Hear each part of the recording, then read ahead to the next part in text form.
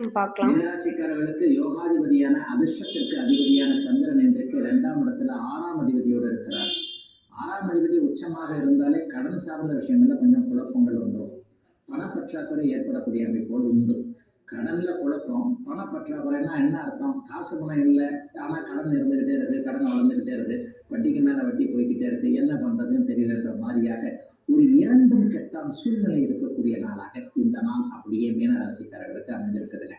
பொதுவாகவே 6ஆம் அதிபதி வலுப்பெறக்கூடாது. சித்திரை மாதம் முழுவதும் இன்னும் ஒரு 20-25 நாட்களுக்கு அவர் சூரியன் உச்ச நிலைமையிலே இருப்பார்.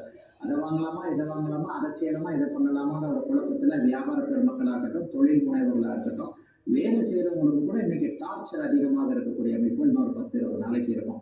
சார் நீங்க தான் சார் இந்த வேலையை செய்யணும், 4 வேலையை நம்மளை ஒரு ஆள் செய்ய சொல்லுவாங்க, அல்லது நைட் ஷிஃப்டாக போட்டுக்கிட்டு இருப்பாங்க, அல்லது நமக்கு என்ன பிடிக்காதோ அதை அலுவலகத்தில் செய்ய வேண்டிய சூழல் இப்போது வரக்கூடிய நாளாக இந்த நாள் அமைஞ்சிருக்கு.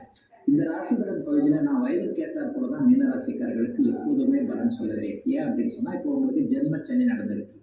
உண்மையை சொல்ல போனா 30 வயதுகளுக்கு கீழே இருக்கக்கூடிய ரேவதி நட்சத்திரக்காரர்கள் எல்லோருக்குமே ஒரு கடுமையான மன அழுத்தங்கள் ஆரம்பிக்கக்கூடிய அமைப்பு இப்போது உண்டு. கடவுளுடைய ஆசீர்வாதம் எப்பவுமே மீனராசிக்காரர்களுக்கு நிச்சயமாக உண்டு. குருவின் பிள்ளைகள் இல்லையா நீங்க? மீனராசிக்கு அதிபதி குருதானே.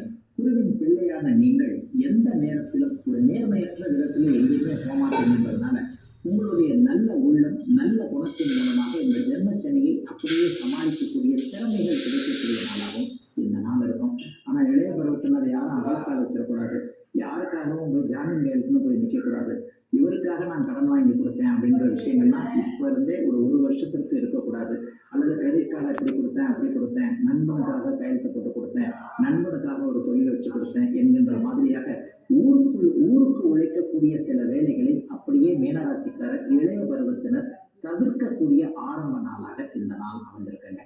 ஒரு 50 வயதுகளில் 40-45 வயசு தாண்டவங்க எல்லாருக்குமே மிகப்பெரிய முன்னேற்றங்கள் வழிகாட்டக்கூடிய அமைப்புகள் இப்போது கண்டிப்பாக மீனராசிக்காரர்களுக்கு உண்டு. வியாபார பெருமக்களுக்கு கொள்முதலுக்கான ஒரு வளர்ச்சிக்கான கடன்கள் அமையக்கூடிய அமைப்புகள் சர்வ நிச்சயமாக இருக்கும். வியாபார பெருமக்கள்லாம் கொஞ்சம் பிளான் போடுவீங்க, கடையை அங்கே பண்ணலாம் இங்கே பண்ணலாம்ன்ற மாதிரி. விவசாய பெருமக்களுக்கு கூட விவசாயம் கை கொடுக்கும் என்கின்ற ஒரு நம்பிக்கைகள் ஏற்படக்கூடிய ஒரு சிறப்பு ஆரம்ப நாளாகவே அமைஞ்சிருக்குங்க.